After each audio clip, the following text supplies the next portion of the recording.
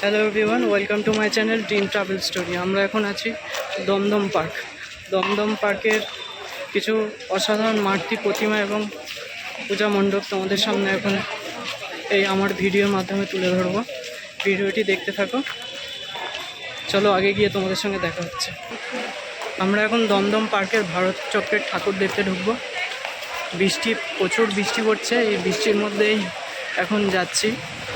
প্রচুর লাইন পড়েছে, লাইনে দাঁড়াই। চলো তোমাদের ভেতরে গিয়ে দেখাচ্ছি ভারত চক্রের মাতৃ প্রতিমা এবং পূজা মণ্ডপ। চলো ভেতরে গিয়ে দেখা হচ্ছে। এটি হচ্ছে দমদম পার্কের ভারত চক্রের পূজা মণ্ডপ। অসাধারণ লাগছে, দেখো সামনের লাইটিংয়ের দৃশ্য খুব সুন্দর হয়েছে।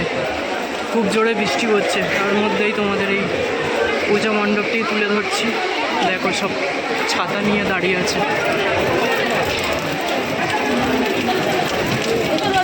ভিতরে প্রবেশ করছি আস্তে আস্তে। উপরে খুব বড় বড় রিং লাইট দেওয়া হয়েছে, এগুলো সেই লাইটিংয়ের দৃশ্য।